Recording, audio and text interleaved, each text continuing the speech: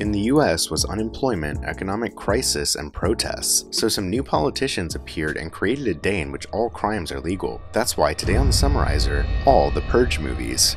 The story starts in the First Purge, which is actually the fourth movie, but since it's a prequel in this summary it goes first. Oh, okay! These new politicians call themselves the new founding fathers of America. They win the elections, and so they decide to make a first experiment of what in the future is going to be the Purge. So they grab a city, and they tell them that one day from 7 o'clock in the evening until 7 o'clock in the morning of the next day, all crimes including murder are legal. And finally, for people to participate in the Purge, they offer them money and contact lenses that allow you to document everything that happens in the Purge and also look cool. In town, there's this guy who is the super famous drug dealer in the neighborhood, and these two siblings named Isaiah and Naya. She's the dealer's friend, and he had just recently started working as a seller. But on his first day, a pretty crazy junkie named Skeletor cut his face, so he enlists to participate in the Purge to go kill him. Oh, and there are also two guys who are in charge of studying and keeping a close eye on the whole experiment. This woman who's like a doctor, and this guy who's from the government. Anyway, the day of the experiment arrives. Naya and a couple more people hide in the church. Isaiah puts on his contact lenses and grabs a gun to kill Skeletor. And finally, the drug dealer gets ready with all his gang to defend himself. And now, the Purge begins.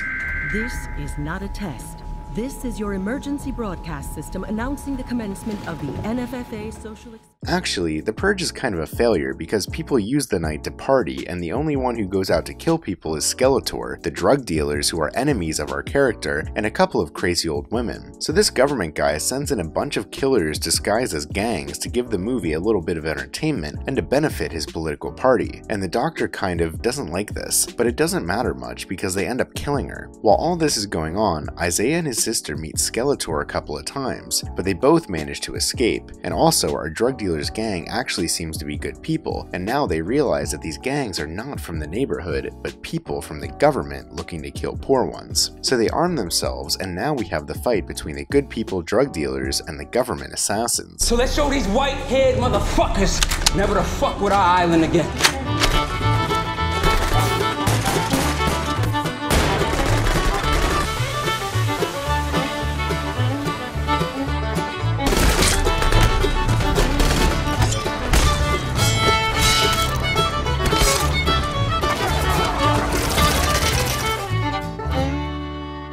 In the end, he's the only one who survives, and by this point, he looks like Rambo, so he grabs a couple of guns and goes to help the siblings who are hiding in an apartment. The drug dealer arrives at the building, kills a couple of people, and finally joins his friends. But there appears Skeletor and the rest of the army, so the final fight happens.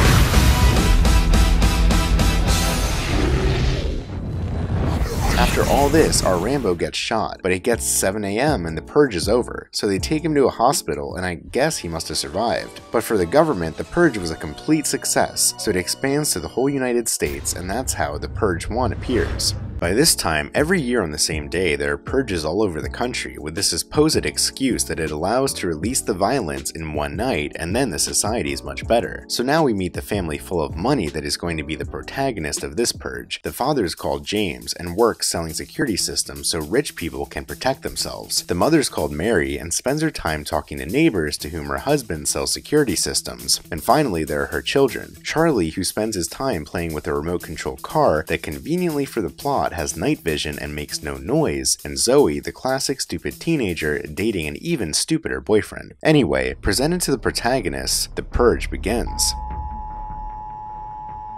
This is not a test. This is your emergency broadcast system announcing the commencement of the annual Purge. The Purge is going pretty normal. A bunch of people are out committing crimes, and the rich people are staying in the house doing rich people things, but things start to get complicated when Charlie sees a homeless guy asking for help and opens the security system to let him into the house. But that's not the worst of it, because when this guy comes in, we also find out that Zoe's stupid boyfriend is hiding in the house and shoots James. Well, actually that wasn't the worst, because the girl's boyfriend dies and nothing happens to James. Now the problem is that the homeless guy is hiding in the house and no one knows where he is. And on top of that, some rich guys who were chasing the homeless man show up and they give them an hour to let him out of the house alive. Otherwise, they call the rest of their rich friends who have a lot of guns and trucks that their parents must have bought for them and break into the house. There, they cut off the electricity, which doesn't make much sense because with electricity, they would have found him much sooner, and the family starts looking for the homeless man. For most of the movie, they are looking for the guy and talking about whether it's the right thing to do to turn him in, but in the end, it doesn't matter because the rich are going to use all the stuff his billionaire parents bought them to break the security system and get into the house. So now there's a fight between the family and the rich kids who don't know what to do with their parents' money. We're gonna fight.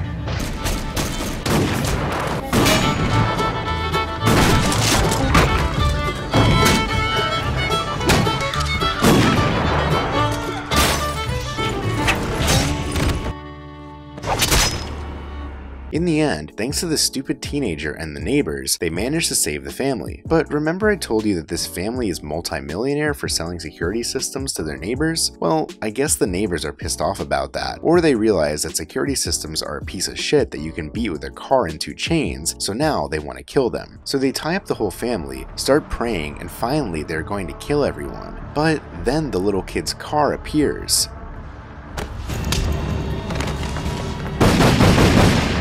In the end, the homeless guy is a nice guy, so he doesn't kill them and they all sit around waiting for the purge to end in peace.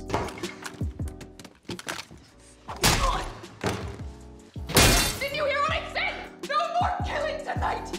Anyway, the purge ends, Charlie seems to die, and the rest of the neighbors go home, and I'd like to know what happens the next few days in that neighborhood. Will they say hello to each other? Will they move? We will never know because the movie ends and the saga continues in the Purge Anarchy. By this point, it's the 9th year of the annual purge, and the main character is named Leo, and apparently 1 year ago a drunk guy killed his son, so he's getting ready to go get revenge. Oh, and he also has a bunch of assassin skills that we don't quite know where they come from. Then we have a single mother named Eva who lives with her daughter named Callie in a pretty poor neighborhood. And finally, we have a couple that is not even worth knowing their names. The only thing that matters is to know that they are pretty stupid and go shopping 2 hours before the purge starts. Their car breaks down and they are left in the middle of the city alone and with no way to defend themselves. Now introduced this list of protagonists, the purge begins. This is your emergency broadcast system announcing the commencement of the annual purge sanctioned by the US government. By the time the purge starts, the couple is in the middle of the city trying to escape from a bunch of people who are trying to kill them. Leo is driving around in his fancy car to avenge the death of his son, and Eva and Callie are quiet in their apartment until a neighbor shows up to harass them. But the neighbor's not the worst, because there appears an army that apparently kidnap people from the poorest neighborhoods so that other rich guys can purge. But when they take them to the street, our hero appears to save them.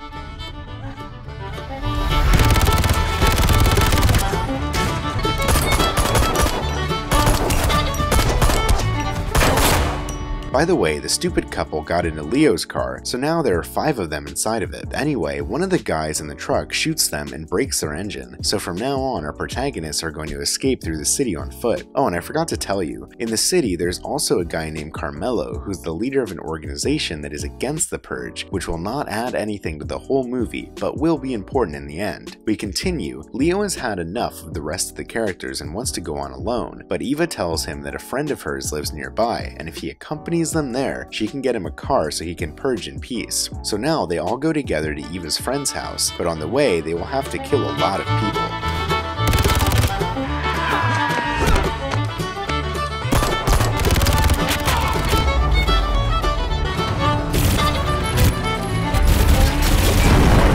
When they get home, Eva tells him that she lied about the car, and Leo starts to realize that her friends are a little crazy. And on top of that, we have a classic family drunken fight of a purge night.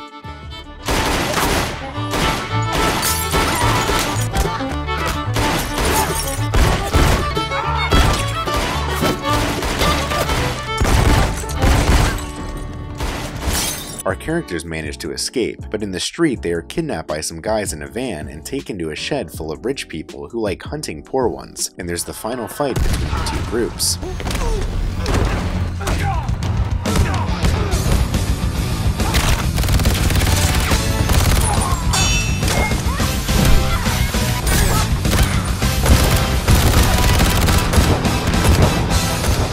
At the end, the guy of the couple dies, but Carmelo appears with his group to finish them all. The rest of the characters escape, and Leo goes to kill the person who killed his son. But when he leaves the house, the guy from the truck from before appears and shoots him. But before finishing him off, he talks to him a lot, and there appears the guy from the house to kill him. Because Leo's a good guy and forgave his son's murderer, and finally the purge ends, Leo is taken to the hospital, and I guess he survives. Well, actually, he does survive, because he shows up in the Purge election year. I didn't tell you before, but in all the previous Purge, politicians were immune, in all the purges except this year's, because apparently there's a woman named Charlie who many years ago in a purge, they killed her whole family. So now she became a senator and is running for president to end the purge once and for all. So the government guys who are afraid of losing the election are going to try to assassinate her that very night. Still, there's not much to worry about, because our protagonist from the previous movie is now the senator's head of security. Oh, and there are also a couple more characters that will end up crossing paths just like in the previous movie. A guy named Joe and his employee Marcos, who both have a store that they will have to defend all night long to avoid being robbed. And finally there's Lainey and her partner, who every night of the purges go out with an ambulance to save people. And now with the protagonist presented, the Last Purge begins. This is not a test.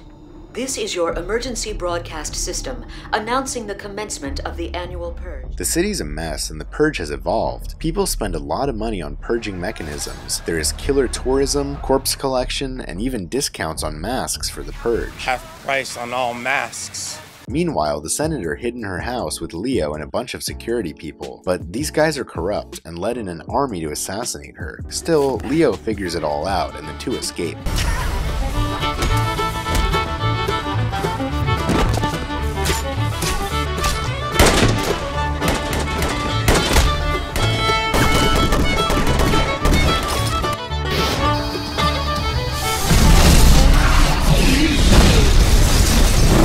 A couple of blocks later, they are kidnapped by some murderous tourists, but they're going to kill them in the block where our protagonists were in the store. So when they're about to kill them, they show up.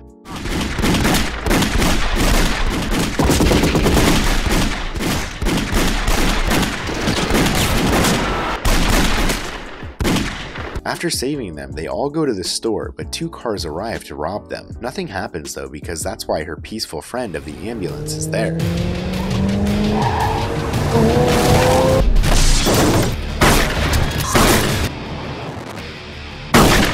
After this, they end up in a hideout of an anti-purge organization run by this guy named Dante. These guys have a whole shed where they protect people, but they also have a plan to assassinate government guys. The senator doesn't like this idea because she thinks that if they kill the minister, she will lose the elections, but they still end up leaving because a lot of people are looking for her. But just when they were trying to escape, they crash and kidnap the senator. So now Dante's group and our characters are going to have to rescue her from the government guys who want to kill her in a church. It's no longer an assassination. It's a rescue mission.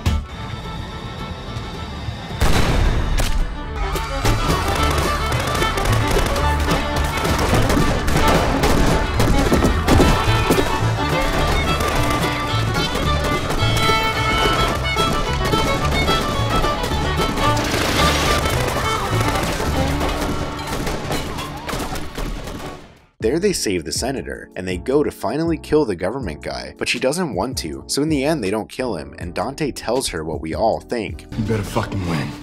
Now our characters come out, but they still have to kill the army that has been chasing them the whole movie.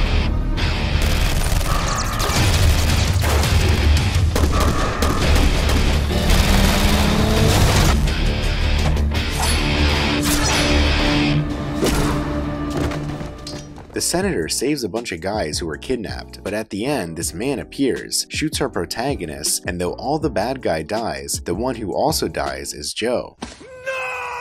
Anyway, a couple of months later come the elections. The senator wins, and apparently she's going to propose in the Congress at the end of the purge, but there are a couple of people against it, and incidents start to happen. That was all the Purge movies. Comment which series or movies you'd like me to summarize for future videos. See you later. Bye.